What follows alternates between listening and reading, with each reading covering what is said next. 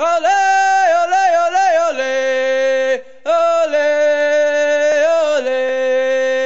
Ole, ole, ole, ole.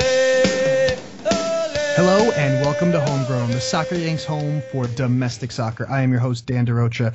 With me, the executive producer, mind behind Homegrown, Jason Sierra.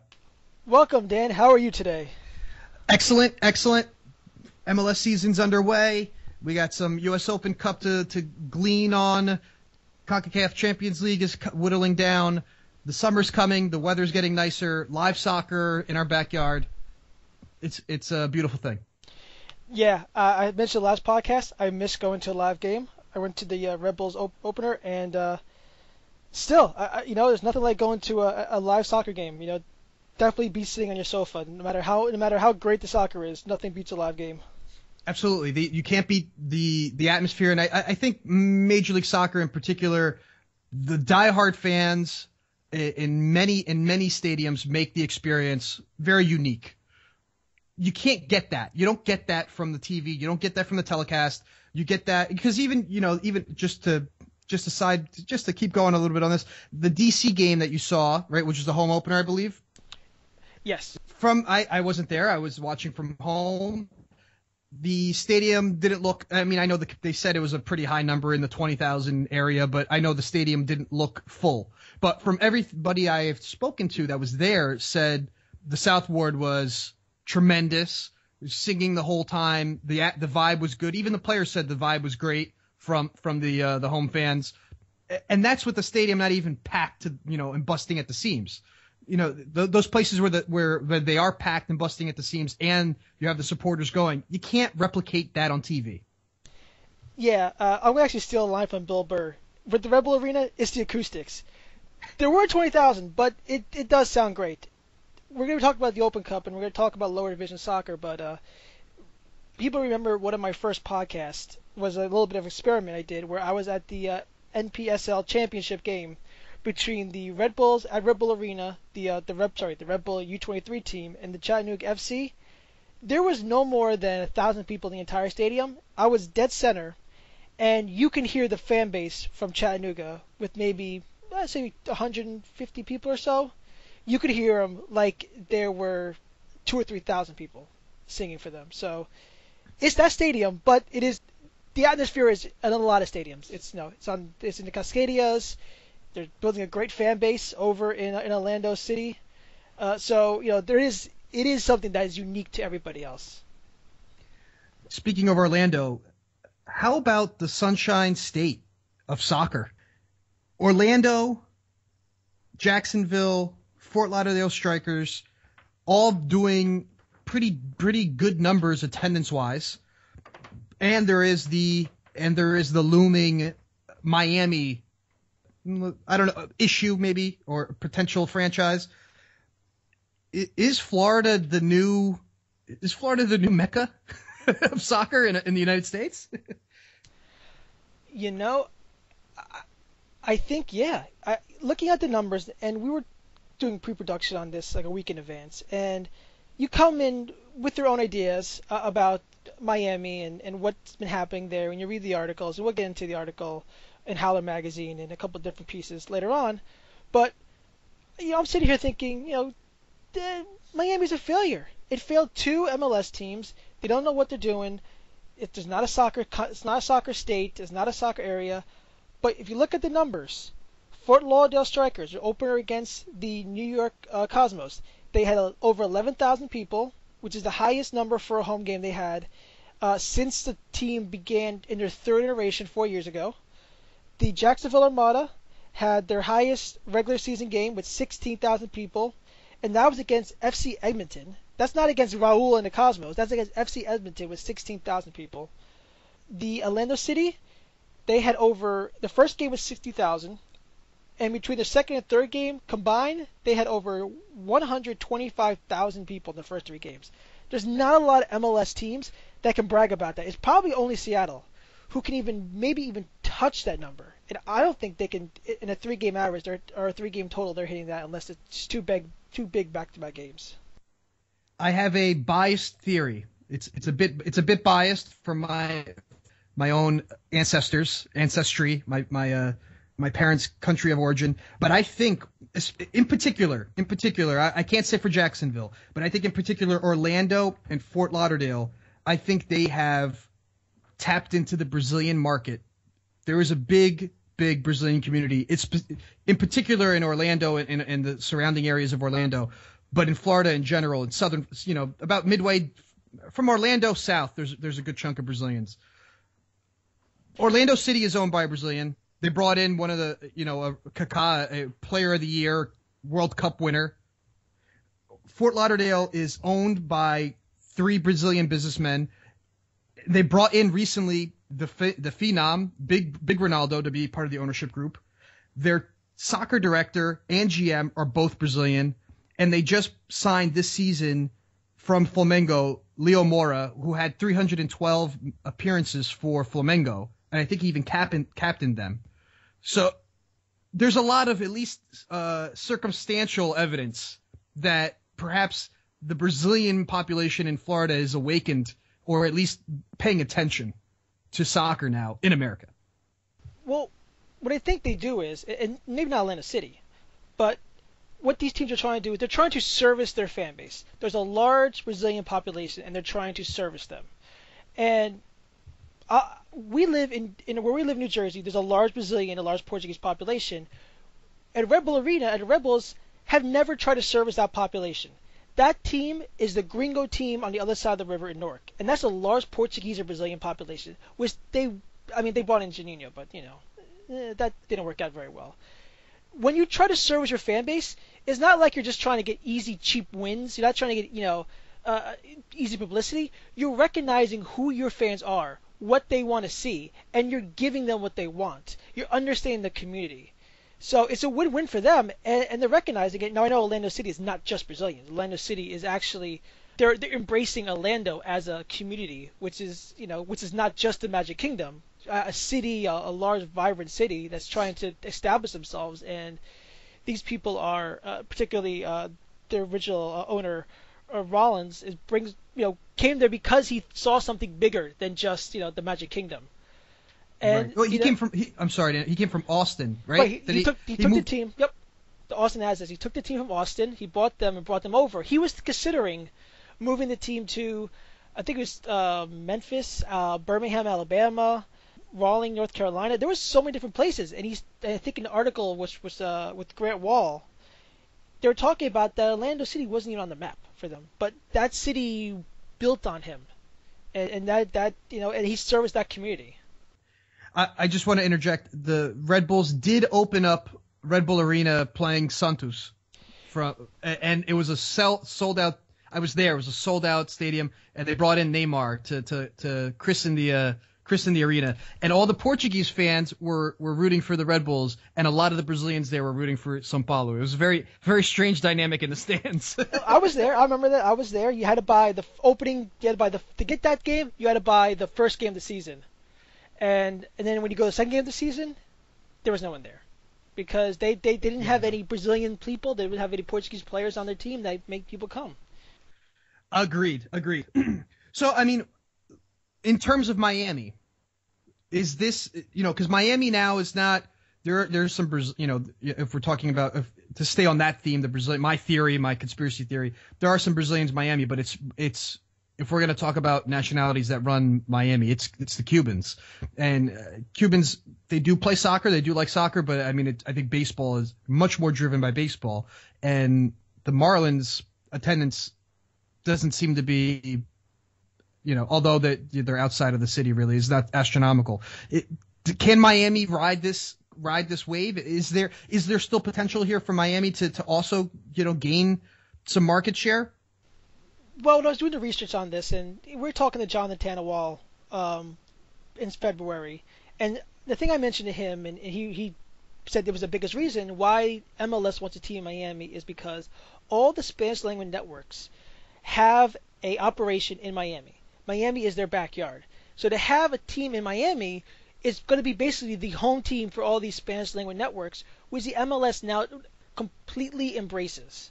They realize they have to sell to the Spanish community. They can't sell, the soccer families who come to 2 games a year with 3 kids, they have to sell to the people who are going to come and the young people who are going to go and half a dozen games. They're going to make it a thing. They're going to go barbecue. They have to sell that to them, and they do that by having a team where the executives for these big companies are going to be impressed by the soccer they're playing, and they're going to want to put more teams on TV, and they're going to want to talk about them more in their news broadcasts, on their national news broadcasts. And the information I'm getting now, and I think anybody who's big in U.S. soccer probably read the article on Howler by Robert Powell about Miami and his struggles getting information about this team and why they haven't had a stadium deal yet and what's going on with them. And you could take what he wrote and you can look at other articles and you can kind of, see where he's coming from. You could definitely tell there was a little bit of biased in the way he was writing it, because I read other articles about Miami, I read other articles about the Southern Legion, and there was a little more positive spin on it. But what he was saying kind of said a lot was, there's nobody in Miami to this Beckham United experiment might not be the right thing. Maybe soccer might be right for Miami. It seems the politicians want soccer there, but this Beckham United thing might not be the right angle for him, because it seems to be serving everybody else but the Miami community. Interesting. Interesting. Tonight we happen to be we're recording this podcast the evening of April 15th, which coincides with USA versus Mexico. It's just a friendly, but is it ever really a friendly when it's USA versus Mexico? Juergen Klinsmann, he's been the focal point of a lot of criticism over the last few months. Essentially, since coming out of the World Cup, going forward, it looks like there hasn't been much progress. Have you jumped the shark on Juergen? Well, Juergen, the coach, I was never high on. At least going into the World Cup, I didn't think he was particularly a good tactician or a good strategist. I think he's a good marketer. I think he's a good salesman. He's getting a lot of quality players coming in, but I don't like him particularly as a coach. The thing I look at him as, what is he doing as a technical director? Because that's ultimately the legacy stuff that we're going to have to worry about years down the road. And I'm at a point where I'm really close to just kind of giving up on him as a technical director, because I don't think he's going to make it as a coach to the next World Cup. Because I just don't think he knows he's good enough as a coach to, not just for this team, to bring this team to another level. Well, Jurgen Klopp became available today, so. Yeah, sure. Yeah, you and everybody else want him. No, actually, you tuned me onto this. Actually, I listened to an interview with Eric Winalda a few weeks back. I think it was on the Howler podcast, Dummy. He touched on he verbalized my feelings, I think, pretty well. And I know there's maybe some counter arguments, but Juergen is, for all intents and purposes, an American. But is he really an American? And I'm not saying this from a xenophobic position. I'm saying this from a statistical position. Has a non-countryman ever won a World Cup managing their country? So there's a piece there about the passion, about the mentality. I don't know if he's in tune to what's going on with the American player. That's I guess one piece, the psychological aspect. The other aspect is, why are our players always exhausted? I think his training methods, there's something about his training methods that are not, I'm not there, I'm not seeing it, but the one thing that everyone over and over again keeps talking about, and it's noticeable, our guys look beat. That's the coaching aspect. I'm not totally gone on that, but now to touch on your technical director thing. And legacies. One of the big things that's going to be his legacy is this new national training center in Kansas City. One of our writers for Soccer Yanks, Brett Long, wrote a nice piece, kind of really questioning, is this where we should be spending our money? Meaning, is a centralized training center really what we need? Or if we quote unquote wanted to copy the German system, shouldn't we be providing more training and education for the youth and mid-tier coaches around the country so we can have 15, 20,000 scouts like they do in Germany that can pick that can find talent, nurture it, and get it to the next level. And then from there, then we have our national coaches take them on and move them forward. Is the training center really what we need? I'm not so sure. Brett alluded in his article that he also is not so sure that that's the right thing. I think I'm also on that side, and I think that's where I'm leaning, that we're going in the wrong direction. If we really want to revamp the system and get away from just quote unquote the fastest kids and the most athletic and the strongest versus the best technical soccer players, I'm not sure this is the method to get there. The Kansas City facility, I think, is as much for the coaches and for the referees as it is for the players. Because we already have residency programs for the U17, and we already have residency programs for the U18 players. So it's not a new thing, it's just that now they're in the middle of the country. What are they going to use this training facility for? Are they going to use it to coach up their coaches? Are they going to use it to coach up their scouts? Are they going to invest money in their scouts? Are they going to put it to where, a former player or an aspiring coach could earn a living, get a grant, for example, just have a stipend, and give them $40,000 a year and say, here, you're going to coach soccer in this underutilized community, and you're going to find kids and you're going to coach them up, and you're going to maybe travel the entire 30-40 mile radius, and you're going to coach soccer once a day, and you're going to look at players. If that's an idea for them, I like that idea. But the facility is just a place to spend all their money. They're having a meaningless friendly right now. It's just they're a nonprofit. They can't be storing money for all this time with nothing to do with it. They have to actually invest into something. They actually have to show that they're doing something. Decentralized soccer is not just in Germany. It's also in Spain. Once the Olympics in 1992 came around, Spain centralized their education system when it comes to sports, not just soccer but basketball, and they improved their system as well.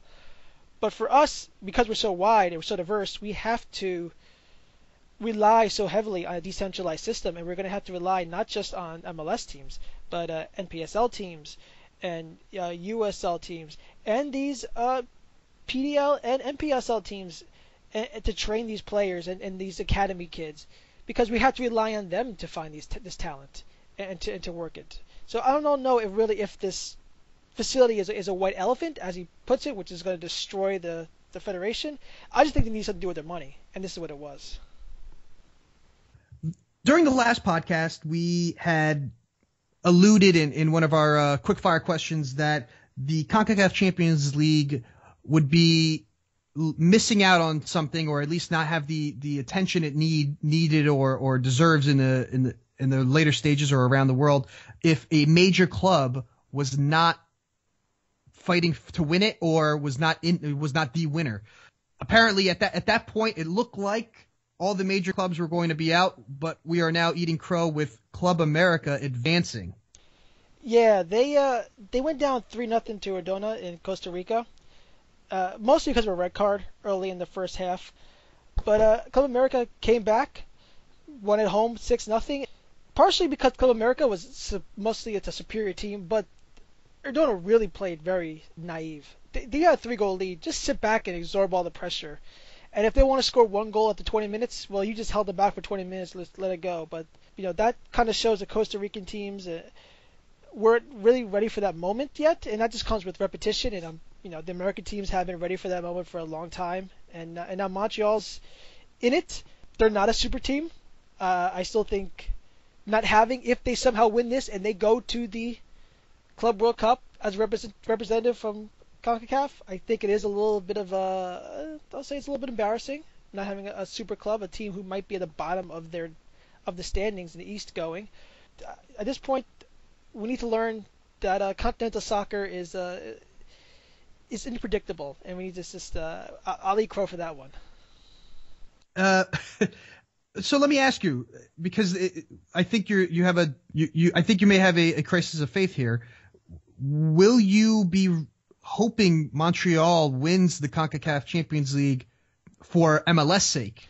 Of course. I mean, if I didn't have personal priorities right now, I would have absolutely be going up to Montreal to watch the second game of the series, and I'm rooting for them. but I think it does have a negative connotation if this team, who is not even the top of their conference in their own league, goes on and represents the MLS in the Club World Cup. I mean, what's going to happen what happens if we end up losing to the team in Asia or a team in Oceania? I don't know. I don't know. Maybe Montreal is a tournament team. That could be. You know what? Yeah, you know what? You're right. Maybe Frank Copas is a tournament team, and all these injuries are, just Justin Mapp and Porter. Maybe they'll come back in time, and they're getting Kenny Cooper, who is a professional forward, at least in MLS terms. So maybe they'll have a good representation in this final and in the Club World Cup if they make it. But Club America's a juggernaut. Going to that stadium is not an easy proposition for anybody. Let's just sit back and enjoy it and applaud Montreal for what they've done, and hoping we continue to take this seriously, because I see a lot more attention put to it by soccer fans. Maybe if it was a team in New York where it's a lot of media, it would be a lot more national news here. But it's big news in Canada, and it's big news in the soccer community in North America. What is it? L'Impact, Le Montreal? Yeah. Let's go. All right. This week, Jay had the pleasure of interviewing the head coach and technical director of Sky Blue FC, Jim Gabarra. Jay, real quick, what'd you guys touch on? Well, this is the year for the Women's World Cup. The NWSL is their third year in existence, being as a World Cup year. The league decided not to stop the season. So with him, I discussed a little bit about the league, its progression, not just in the landscape of the United States, but in the landscape of the women's leagues around the world, how it compares to other women's leagues in Germany, and Sweden, and France, how they deal with the fact that they're going to lose their marquee players during this Women's World Cup, and what he kind of sees from the general talent pool. All right, great. I'm looking. This I haven't heard it yet, so I'm going to be hearing it right now. I'm with Sky Blue FC's technical director and head coach Jim Gabarra. How you doing, Coach Gabarra? I'm doing well, thanks. How about yourself? Oh, wonderful. So I kind of want to get into the fact that this is the third season for NWSL, and for people who are not familiar with the league, but who are concerned about soccer in America, concerned about domestic game, describe to me a little bit how the NWSL ranks in both notoriety and quality among other women's leagues around the world. Well, I think as far as if you look at the worldwide perspective, our league is right there at the top with, maybe the league in Germany and Sweden. But I think the important thing is how we look at the league, how it's seen in the U.S. And that's always going to be a challenge. But I think we're making progress. It's the third league in the States, and this is probably the best I've felt. Even though I'm a very optimistic person, I feel very, very good about the direction and the growth and the trajectory that the league is taking in our country. Now, you were coaching in the previous professional women's soccer league. Is that correct? You've been coaching more than, I think it was 10 years now, right? Yeah, I was the only coach for the Freedom, the WSA, and then in WPS I was with the Freedom, and then the time in between we had a club and we had teams in the W League for the years where there was no pro league, and then I was with with WPS with Jersey, and then NWSL with Jersey. So. Okay, and now, if for people who are not familiar, this league is with the U.S. Soccer Federation, so it's a little more stable, a little more stability around it. You said you're optimistic about this league and this season. Can you talk a little bit about the growth you've seen over the years and in the preparation to the World Cup coming in this year? Yeah, it's always a challenge with World Cup and our schedule or the way our season runs because of basically business structure. We have to play during the summer. It's very difficult with the World Cup being right in the middle of your league, and therefore your preparations are for the national team overlaps with our league season. You look at most other countries, and they either have a huge break for the World Cup, and they are strict strictly guided by the FIFA guidelines of their players are only released for the FIFA dates, or it's in their off season. So it's difficult, but I think we're dependent upon that exposure that the women's game gets, and every World Cup with a pro league has gotten more exposure and gotten more notoriety, and I think it's helped the league grow. I think the problem is that people want everything to be the way they want it to be right away, and there's a certain growth and a certain amount of time that it takes, and I'm very optimistic about the growth the game has seen in this country, both on the men's side and the women's side, and I think the women's side is probably 10 to 15 years behind, like what you saw with MLS, where they had some really difficult times, and they slowly grew, and it got more exposure, and now, I think a lot of people, 20, 25 years ago would have had a hard time imagining, sellout crowds and a real European, South American atmosphere at MLS games with, filling football stadiums. So, I'm very optimistic, and I think the women's game is I wouldn't say on the dovetails, but is also getting the same type of exposure and growth, and it's great to see, and I think it's just another step in getting things to where everybody would like the game to be. Right now, and people who are familiar with the domestic league, in America, the men's domestic league know that there is the issue with the month or 2 months, but you have in the NWSL you have multiple months, not just clouding the World Cup itself, but multiple months where the players are training.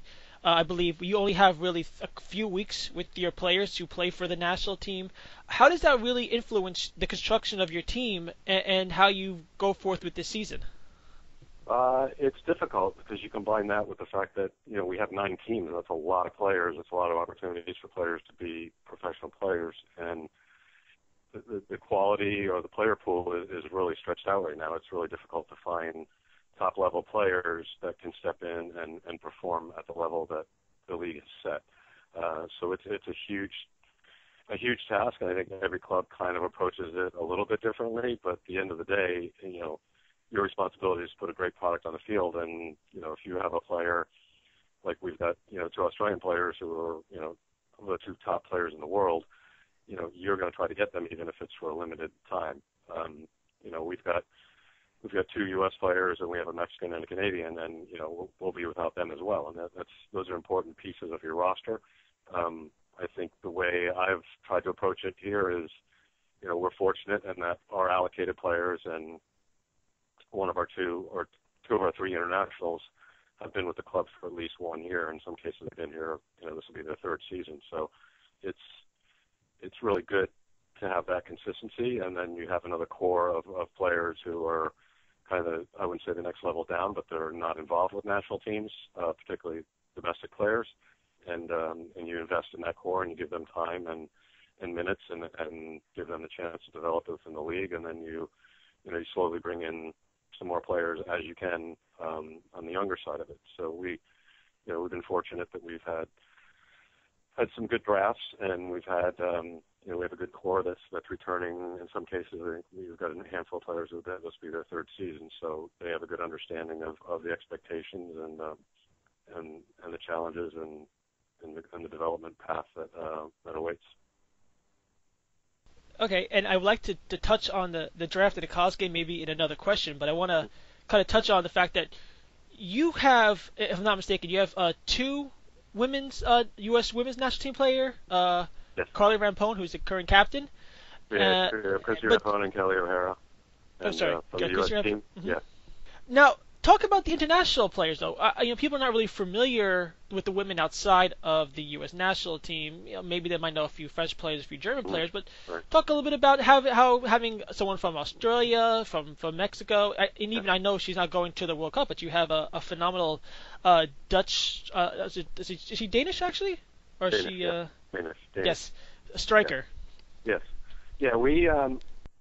We're limited on the number of internationals we can have. Obviously, the Canadians and the Mexicans don't count to that limit, so we can have 3 or 4 this year international players, and they're an important part of, in my mind, the development of not only the U.S. and domestic players, but they get just as much in their development coming here and playing in the top league in the world. The challenges are different and in some ways more demanding than what they see in other leagues across the world. And our Australian players, we've got two of the younger ones, and they've got immense amounts of experience just from being the fact that they've been played.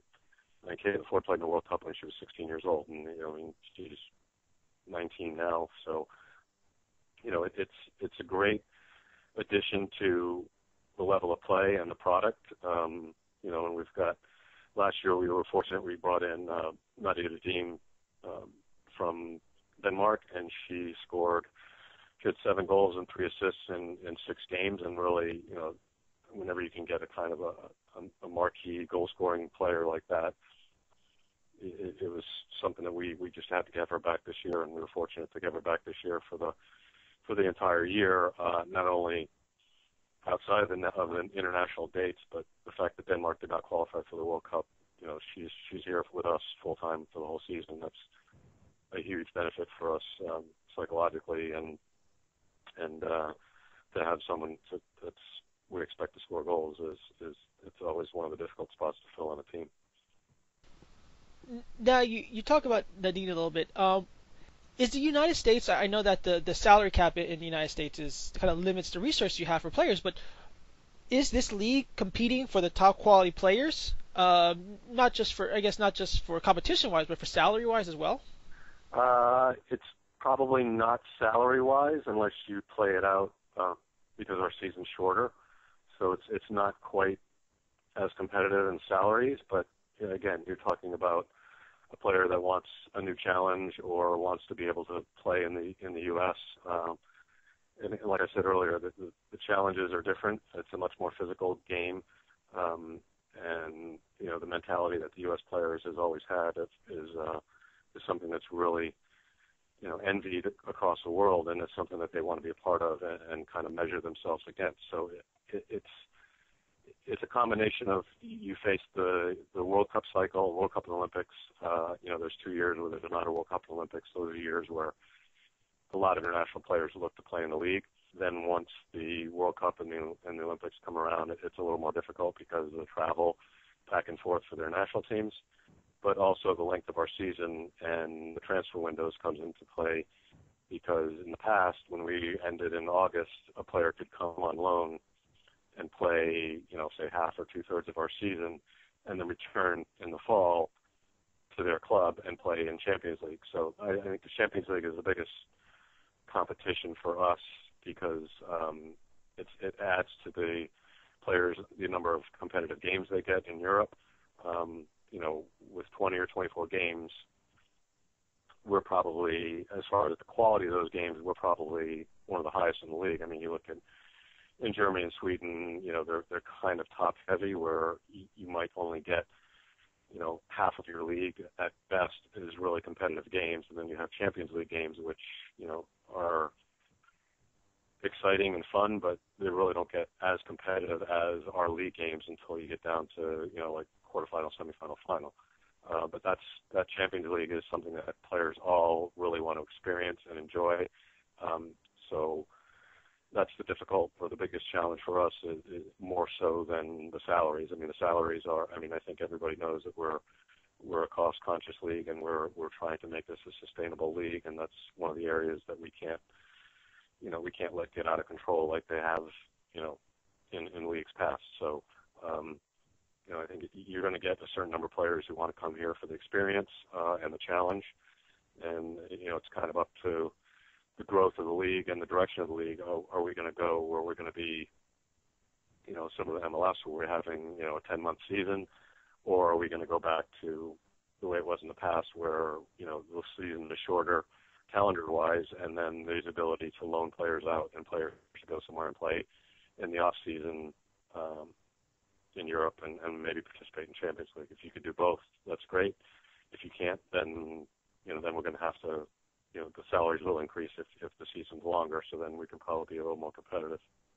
Yeah, I think that's the one thing people don't realize. And you hear, I think if I'm not mistaken, the minimum salary is $6,000 for players, but there is a very short season. It's almost over. Was it you said 4 month span? It's over the summertime essentially. No, it was a 6 month season. Now it's 7 months because Okay. you can't have players come in for preseason and not be paying them. So they're paid from the first day of preseason through the end of September, regardless of whether you're playing in the final or not. So I think it's people love to look at the minimum salary and say it's $6,000, but it's the minimum salary is $1,000 a month. So if you're there all 7 months, it's $7,000. So may not sound like a lot, but relatively it is a lot. So that's the minimum salary because it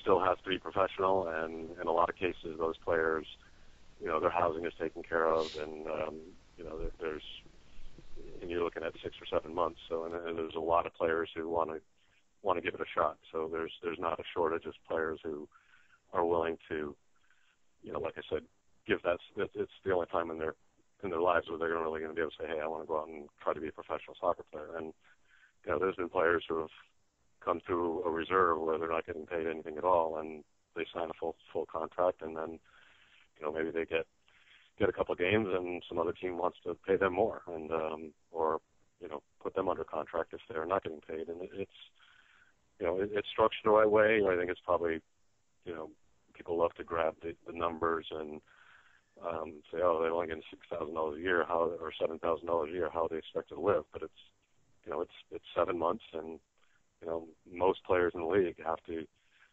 find something to do in the off season, whether it's coaching or finishing school or find a job, but they still have to maintain their fitness level and train, or they go abroad, they go to Japan or Australia or Europe and make a little bit more money in the 5 or 6 months that are the off season. Yeah, that $6,000 figure does pop out to people, but I think where the league is coming from, and after a couple of false starts for other leagues, I think there is a little bit of a license for this league to be a little more conscious, and especially since there really is no TV contract right now, if I'm not mistaken. I know they're working on one, at least a multi-year one. But how do you deal with exposing your brand out there to the people, local people in your community? You're playing in New Jersey. You're playing in Central Jersey at the Rutgers University Field.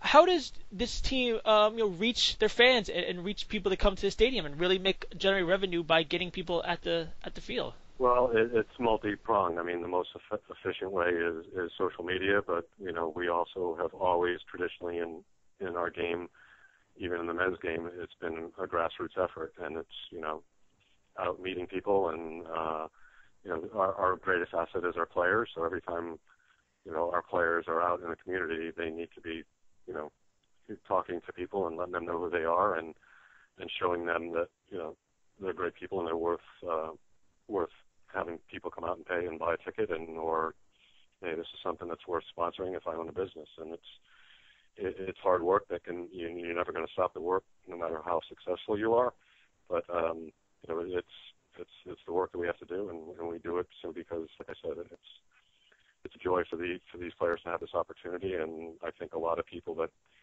have come out and watch see that it's a really good product, and they come back.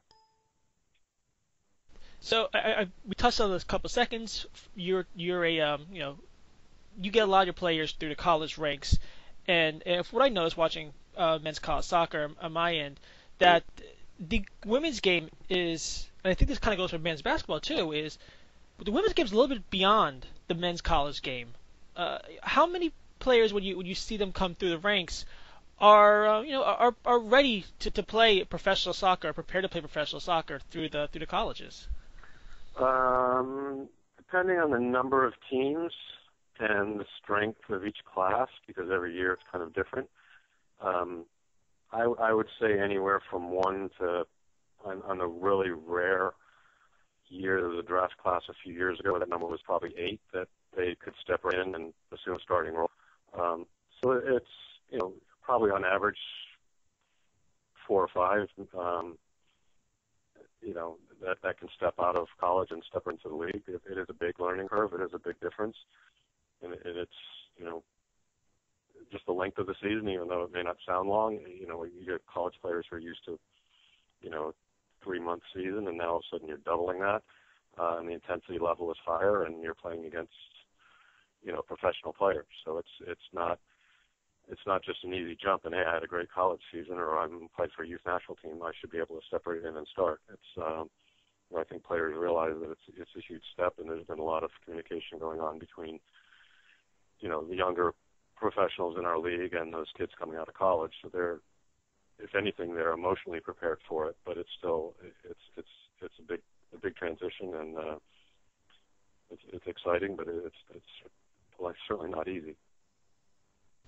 Before we go, how can people catch a couple of Sky Blue games and really follow your team? Not just through the website. Is there a way do you guys offer something? I believe I saw something on YouTube for your team.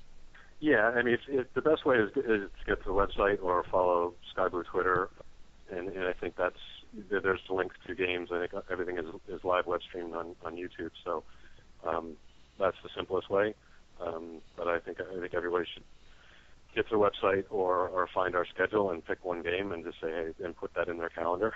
And they can, in most cases, they can walk up and buy a ticket, but it's better to just call in and get tickets and put it in your calendar and get out to one game, because I think we have a great market, the state of New Jersey and in the greater New York area. There's just so many girls playing soccer that if they all came to one game, we would certainly be able to help our ownership out and be in a point where we could be in a more of a break-even situation, and then eventually grow this to the point where these players could certainly get the salaries that we all want them to have. And to wrap up the show, as we do in our usual fashion, we have some quick-fire questions. Jay, what are we going to name them this week, this podcast? We're going to go with Archie Spark. I would have went with the Carney Scots, but I think we already named one of ours the Carney Scots. So 100 years ago, in honor of the U.S. Open Cup, the Carney Scots won the American Cup, which is the predecessor, against the Brooklyn Celts. And Archie Scott scored the game winner. He's one of the greatest soccer players. When he was with Bethlehem Steel, he scored 240 goals in 221 games, and if I'm not mistaken, I believe he has the records for the most goals in a single season. So Archie Spark is our recognition for this podcast. That's perfect, because our first question is a U.S. Open Cup question. Here we go. U.S. Open Cup first round is upcoming. It's amateurs versus the fourth tier, give or take, essentially. If you had to name one matchup that you would recommend anyone watch, or that you're going to watch, what is it? You want to go first, since I got a few clubs in my bag on this one? I think we were probably thinking along the same lines, but I will give you one that maybe you're not thinking of. I was really interested in seeing the affiliates in the second round. A lot of the USL affiliates of Major League Soccer will be playing. So the one match I thought was kind of interesting, also because they have a strong groundswelling of support. Detroit City FC, which has been doing their hardest to get recognized and move up, versus Michigan Bucks. The winner will play Portland 2. So that's to me, that's kind of interesting. That was actually going to be my driver. That's the one I was going to pull out of. Detroit's a good team. They had a first good season. The Michigan Bucks actually won the PDL championship. That's a nice little series. I kind of Lansing is the third Michigan team. They didn't get a chance to get into that little mix. That'll be interesting to see if Lansing is. But that's a good series, a good matchup for those. And they're going. Yeah, you said they're going to go play Portland. Yep, Portland 2. Okay, so I guess I'll go with the 2. I actually go with the game that I'm covering, which is for the Open Cup, which is going to be the Jersey Express versus the Greek Americans. The Greek Americans is the amateur team. Jersey Express is the PDL team. They made it to the Final Four. They won the Eastern Division of the PDL Championship, and they have a typically good team. Former players were Ryan Mara, who is currently on the he wasn't a Red Bulls, got loaned out to NYCFC, and Thomas McNamara, currently on NYCFC as well. And another one maybe a little bit off the radar, but I kind of interested in a second rounder. if they can advance, would be Kipsip Pumas. They're going up against FC Tacoma. If they win that, they get to go to Seattle and play the Seattle Sounders FC2, and I think that will actually be a nice series since it's all Washington series. Interesting. And I think I think you may have not said this, but the American Greeks and Jersey Express, the winner plays Red Bull 2. Yes, they play Red Bull 2. It's not necessarily sure who's going to go where. That's one of those matchups similar to the Monarchs, between the Brooklyn Italians and the Long Island Rough Riders. Depending on who wins that game, will be who gets to host it and who gets to travel. It'd be a nice. I like the regional stuff. I like it when the teams could take a step up and play these regional teams. And PDL is amateur. They're college kids. They don't get paid. NPSL do have a couple of guys who get paid. For the most part, they're also college kids and they're amateurs. So the only thing between the US AS teams, like most notably the Cal FC, is they're just adult amateurs. They're no longer in college. Right. All right, question number 2. This season we saw the opening of Avaya Stadium for the San Jose Earthquakes. Did you know they have the world's largest outdoor bar? Yeah, I think I was told that every single time a sideline reporter is at the game. I think Taylor Twebman was insinuating that Juergen Klinsmann was drinking at the outdoor bar. It's a cool feature. It's a feature. It's kind of like how when you go to big stadiums, you get like the kiddie ballroom, and you get the activities that kind of occupy the kids. Here we're kind of occupying the adults who are more interested in going to a game than who are more interested in drinking at the game than actually watching the game, which is fine. You can't have diehards at every game. You kind of have to attract people to stuff. It's a little bit of my podium thing here. I'm going to sit on my high horse here. It's just one of the elements of the soccer game in the United States, which I just don't like the marketing of the frat boy drink beer in the morning for breakfast while watching EPL stuff that kind of goes on. It's a cool little thing to have, I guess. I gotta say, I mean, it was rammed down our throat multiple times. I mean, I got it. Okay, thank you. It's got a huge bar. I gotta say though, as far as soccer specific stadiums, very, very picturesque stadium. I like the layout. I like the look of it. It makes it an interesting event for the casual fan. Well, here's the thing. I'll say, the bar separate. That's a beautiful looking stadium on TV. Their luxury box seats are floor level. I've sat in the Red Bulls luxury box for certain things, and it's like any other luxury box. It's not like the top tier. You don't get a great view. You're kind of just there. That would be the only place where I would ever go out of my way to get luxury box seats, because that's on the ground floor, and that's a really cool experience to have. That's taking it. That's almost like saying like the most expensive seats, like in basketball. Like these are the courtside seats. This is the luxury or behind home plate. I mean, although those, both basketball arenas and baseball stadiums have luxury boxes, but it's taking it to that next level. It's taking it to the next. I think that's a really interesting approach to the stadium seating. Yeah, I would rather them talk about that than have a sideline reporter 3 times a match talk about the outdoor bar. I'm at the world's largest outdoor bar having a IPA. Woo! All right. Last question, and this is also news that came out just this afternoon, April 15th. Happy Tax Day. Okay, the 2015 MLS All-Star Game will feature the MLS All-Stars facing off against Tottenham Hotspur.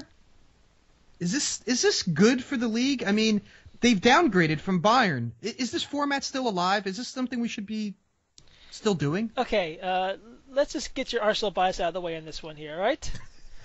It's a well-regarded team. It was Clint Dempsey's team. It is now DeAndre Yeldon's team. It's a fine team to have. It's not a Champions League team, no. It's a team who can compete with Champions League every couple of years. Is it worse than Roma recognition-wise? No. It's a bigger team in the United States than Roma. Is it worse than Celtics recognition-wise? No. People know the name Celtic, but they don't really, they don't know. Right. Nobody follows Celtic. Not many. Is it worse than Celtic West Ham, which was in 1998? Is it worse than Everton, who, if they didn't have Tim Howard, Americans, they wouldn't know. No one would know about them. Is it worse than Fulham in 2005? No. It's a popular team from London with an American player, with a couple of named stars, and it's nice to have the Tottenham play in the stadium with the Arsenal owner paid for. Yeah, and there's an Arsenal badge. There's a crest up on the wall in Colorado. Right. I love it. Honestly, okay. Is it a step down from Bayern Munich? Yeah, for sure. Did maybe the fact that MLS All-Stars came out last year to kill, and Bayern and teams of Bayern's caliber said, we're not going to go play an exhibition to get hacked to death. Maybe. But I think ultimately I would rather see East versus West, or some other format that features Major League Soccer players specifically and only. I think we're 20 years old. I think let's start to transition. We don't need to sell. I think we need to stop trying to pander to the people that are never going to watch the sport anyway. Let's start being Major League Soccer. This is what we are. We're going to celebrate our players. That's what I think they need to do. I think you need to go back to that format, personally. Yeah, except for the fact that this is like probably one of the most watered down seasons in a long time. So, you'll be grabbing like 2 or 3 players from every team. They'll be the best players on the team, and I don't know. As long as we don't have Ozzie Alonso and Tim Cahill, who's no longer in the league, playing, no one's going to try to kill anybody. Plus, you have Paulo Mascheroni. He's there. He's going to be good coaching. I'm sure he can handle the guys. He's kind of like one of those saloon bartenders. Pop out 6-shooters. With that is a ridiculous mustache. It's quite impressive, really. In person, it is beautiful. That's what I've heard. Really? Okay. Well, I'm going to end on the only quote that Roy Keane ever said that I actually appreciated, and it was in reference to Alex Ferguson coming into the locker room to give the pep talk before a match, and and Keane was like, "Come on, we're playing Tottenham," and he's like, "I don't want to hear your rant for 15 minutes about getting us all pumped up." And as the quote goes, Alex Ferguson comes in and he goes, "Lads, it's Tottenham," and that's all he said. That's what I feel about that. You couldn't mind. You didn't have to throw one more shiv in that side, huh? You couldn't just let it go? No. No, I honestly, I think Tottenham is doing a wonderful job of marketing to the U.S. market. I think they have always kind of had a little bit of a tie here. I think that their summer tour last summer was super successful for them, and I think they would probably jump at this opportunity, if not maybe threw their hat in the ring, because I think they see the opportunity to pull more fans and merchandise. This is the name of the game. So I can't knock them for being smart and attacking an opportunity. But you're just going to knock MLS for still doing this format and having this team. Well, all right. Let me take my biases aside. I don't like the format. Period. I don't like the format. I think playing Tottenham is fine. It's a Premier League team that's pretty popular. They play in Europa League on a regular basis. They have played Champions League football. They have produced some great talent. Juergen Klinsmann played for them. So that's fine. But I really just I don't like the MLS All-Stars versus a Premier League team or a European team, because you know what it makes me feel, because when I watch the Europeans, they go on their summer tours elsewhere outside of the United States, and they go play the Malaysia 11, or they play the Indonesia 11, or they play the Chinese All-Stars, and it's like when you look at that and you go, oh man, these guys can't even put together a full team to play them. They gotta cherry pick all their best players. That's what we're doing, and I think we're above that. Yeah, but there's a long history of this. This isn't a new phenomenon. This has been going on since before there was a World Cup. This has been teams from other countries come and tour the area, and they play the league's best whatever, or they play the country's best best 11. So there's a historical purpose to this. Yeah. It's just about selling jerseys and tickets. Yeah, but Jay, okay, there's a historical thing of European or South American teams coming to North America, Africa, Asia, and doing that. When was the last time that a team from North America went to travel, or even South America went to travel in Europe, and they played the best Premier League team? Well, it's Never. also timing. Let's act. Yeah, but it's not just timing. They would never do that. The Premier League would laugh at that idea. We have to start acting like a league that would laugh at that idea. That's what we have to put the big boy pants on. That's where I'm coming from. If a team came to play an exhibition in Italy and they said, "Oh, give me Serie A's best 11 and we'll play them," Serie A would laugh and say, "Why would we do that? We're not going to do that." Well, also Serie A players are owned by their teams, and the team can say no. Whereas MLS, the players are owned by the league, and they basically have to do it. Oh, why did you open that Pandora's box? We're gonna go. Let's go. No, well, that's it. The conversation's over. You win. You just went the nuclear option. There is no answer to that. That's correct. It is the league that controls it. So, yep. Win for the owners. And the owners win. And on that note, we are done for the night. I would like to say thank you for listening. If you like this podcast, please rate, review us on iTunes. Check out socceryanks.com. We have great content. We have great writers. They would love you to also comment on their posts as well. If you want to send me any sort of information, you can tweet at me at socceryankdan. Jay, where can the good folks find you? They can find me on Twitter at rescindedred, and also my website, njcollegesoccer.com. I'm going to be doing some U.S. Open Cup stuff, not just my work with the Cup.us, Josh Hackler's site, the unofficial U.S. Open Cup site. The U.S. Federation is now having their own reporter following the team, but this is the big one. This is the first guys who Josh Hackler is doing God's work out there. So I think it's more official exactly. than the official. Yes, and then also, like I said before, Rescinded Red, and also NJ College Soccer on Twitter. Excellent. Thank you again for listening. Catch you next time.